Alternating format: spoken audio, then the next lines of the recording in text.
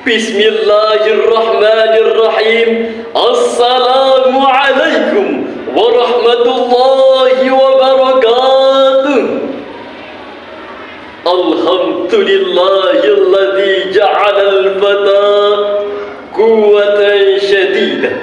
Wassalatu wassalamu ala nabiyil mustafa wa ala alihi wa ashabihi ahli sidqi wal wafa. Amma ba'du. Dewan Hakim yang arif dan bijaksana, hadirin sebangsa dan setanah air yang kami cintai dan yang kami banggakan. Identitas agama merupakan fenomena fundamental bagi masyarakat Indonesia. Dibandingkan ras, suku dan spirit kebangsaan, agama diyakini sangat memenuhi kebutuhan psikologis individu terkait identitas diri, harga diri, maupun aktualisasi diri. Demikian sekelumit kesimpulan pada Angel of Essence Social Psychology di New Delhi, India.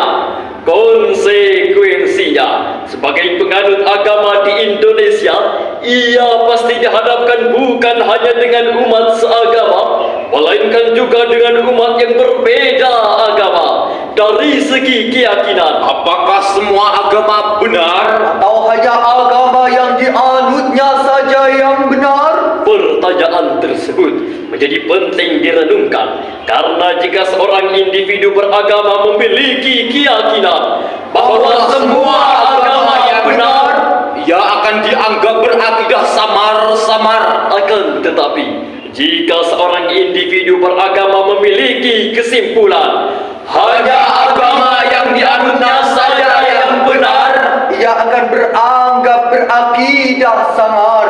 dengan keyakinan seperti itu, agama selain yang dianutnya akan dibina ke jalan yang benar.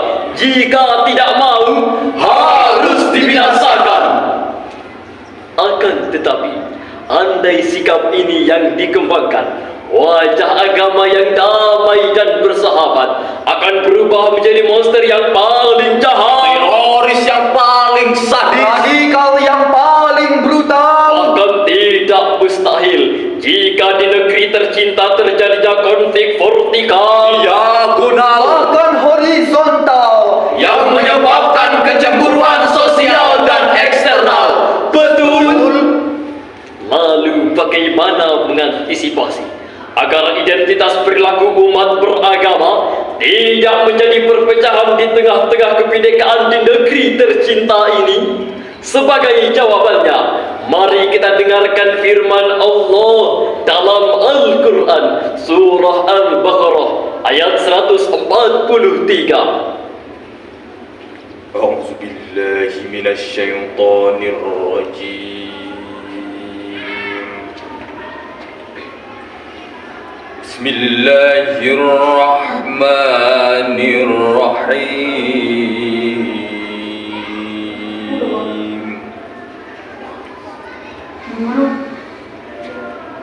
Wa kadzalika ja'alnakum ummatan wasatan litakunu syuhada'a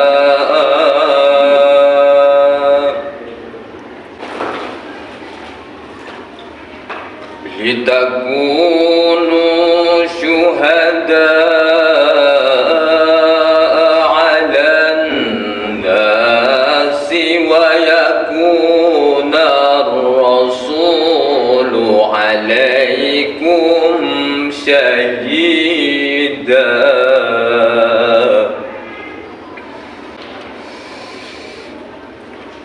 وَمَا جَعَلْنَا الْقِبْلَةَ الَّتِي كُنتَ عَلَيْهَا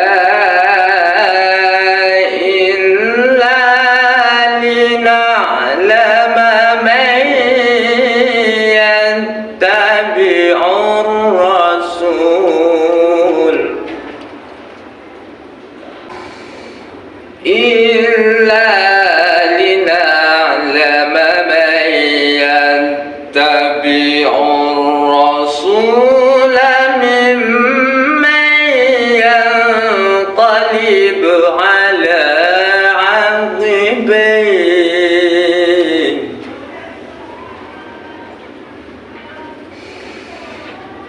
وإن كانت لكبيرة إلا على الذين هدى الله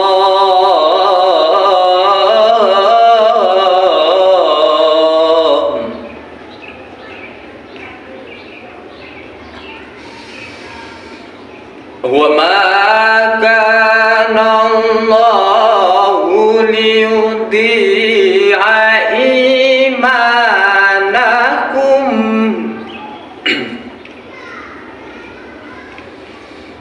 إن الله بالناس لرؤوف رحيم.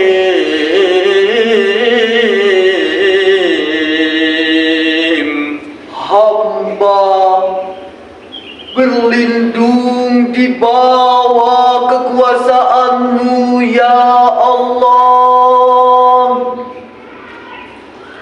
dari usikan setan yang terkutuk. Dengan menyebut nama-Mu, ya Allah, yang Maha Pengasih lagi Maha Penyayang. Dan demikian pula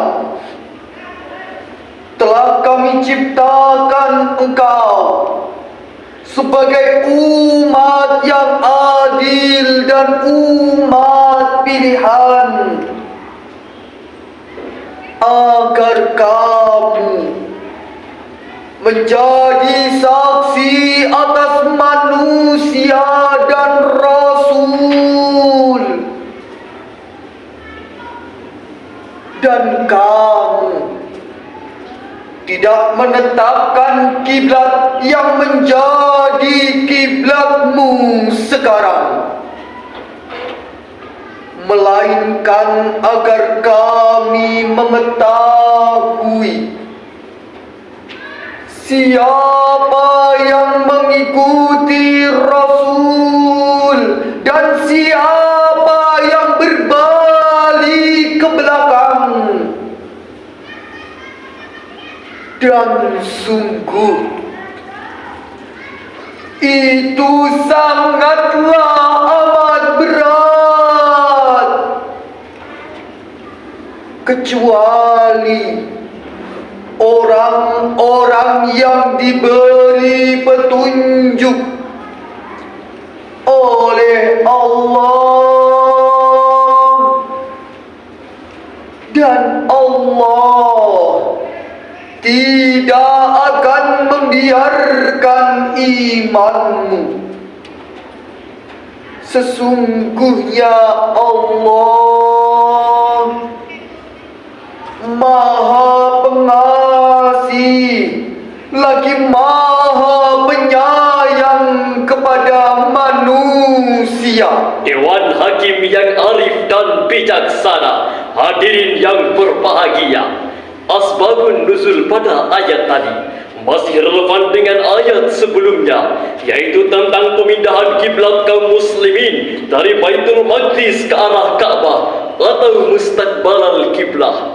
Ayat ini diturunkan Allah untuk mempertegas posisi kaum muslimin sebagai umat moderat atau dikenal dengan istilah ummatan wasatun. Menurut Syekh Ushaba Ar-Rifai dalam Tafsirul Wajiz li Kitabil Aziz halaman 23, kata wasatun secara bahasa bermakna seimbang, pilihan. Secara leksikal, dalam pemahaman Profesor Dr. Muhammad Quraisy Shihab dalam tafsirnya Al-Misbah jilid 13 halaman 278, kata wasatun secara bahasa berarti segala yang baik sesuai objeknya. Dalam konteks beragama berkembanglah istilah ummatan wasatun. Namun disayangkan hadirin, tinta-tinta emas ini berubah menjadi tinta kelam karena julukan umat Islam sebagai umat moderat di kawasan ASEAN kini identik sebagai umat ekstremis, umat radikalis, umat separatis, bahkan umat teroris. Sebagai contoh gelap, terjadi sederetan kasus terorisme dan radikalisme di berbagai wilayah di negeri ini. Mulai dari pembunuh diri di jembatan Papua, aksi terorisme di Mapolda Riau, pembunuh diri di Surabaya, dan di kota yang sama, kasus peledakan bom yang menyebabkan 3 gereja hancur lebur, yang mengakibatkan puluhan nyawa tak berdosa meninggal dunia. Ini jelas, sekali lagi ini jelas, tidak mencerminkan sikap seorang moderat penebar maslahat, akan tetapi sikap seorang penjahat pembawa mafsadat. Na'udzubillahi min dzalik. Pemahaman ini hadirin dalam istilah agama disebut qulub, yaitu sikap berlebihan dalam beragama sehingga melampaui batas-batasnya. Demikian penjelasan Ibnu Hajar Al-Asqalani dalam tafsirnya yang masyhur Fathul Bari jilid 13 halaman 278. Lalu timbul pertanyaan, bagaimana menumbuhkan sikap moderat dalam kebinekaan di negeri tercinta ini dalam Al-Quran? Sebagai jawabannya, mari kita renungkan firman Allah dalam Al-Quran surah Al-Mumtahanah ayat 8. لا ينهاكم الله عن الذين لم يقاتلوكم في الدين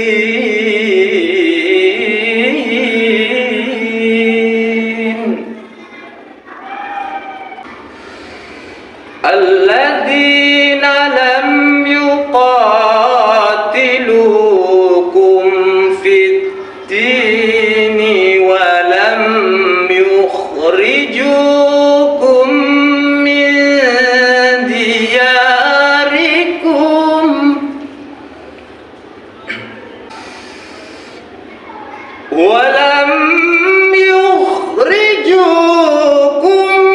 من دياركم أن تبروهم وتقسطوا إليهم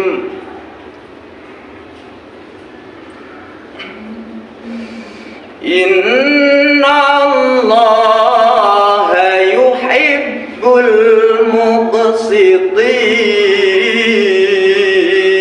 المقسطين صدق الله العظيم.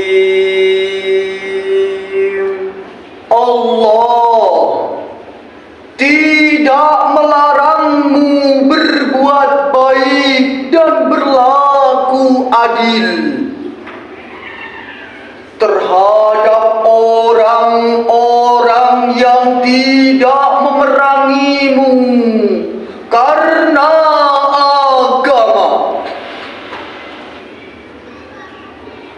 dan dia tidak mengusirmu dari negerimu, dan Allah mencintai orang-orang yang berlaku adil. Maha benar Allah dan Maha Agung dengan segala firman-Nya. Dewan Hakim yang berbahagia, firman Allah pada ayat tadi merupakan metode sikap moderat dalam beragama. Ayat tersebut berkenaan dengan kisah Al-Asma, putri Abu Bakar As-Siddiq yang didatangi ibunya Sayyidah Tina Qotila yang pada saat itu belum memeluk ajaran Islam. Al-Asma pun bertanya kepada baginda Rasul, "Ya Rasul, Bolehkah hamba berbuat baik dan menerima pemberian dari Bunda Qatilah yang tidak seagama? Rasulullah sallallahu alaihi wasallam menjawab, boleh wahai Al-Asma binti Abu Bakar. Sikap Rasulullah sallallahu alaihi wasallam tersebut dibenarkan Allah Subhanahu wa taala dengan diturunkannya surah Al-Mumtahanah ayat 8 yang diriwayatkan oleh Imam Ahmad dan Imam Al-Hakim yang bersumber dari Abdullah bin Zubair. Akhir dari syarahan tadi dapat kami ambil kesimpulan bahwa Indonesia memiliki keanekaragaman suku, perlainan bahasa, bahkan berbeda agama. Jika saling berkomunikasi dan bertoleransi satu sama lain, maka segala perbedaan yang ada dapat menjadi modal utama dalam membangun bangsa. Sebelum kami mengakhiri syarahan ini, izinkanlah kami menenangkan syair yang diciptakan oleh Buya Hamka. Ulama pemimpin Islam, dengarlah, demi agama sadarlah. Ulama pemimpin Islam, dengarlah, demi agama sadarlah. Hentikan pertikaian, ciptakan perdamaian. Hentikan pertikaian, ciptakan perdamaian, menuju persatuan.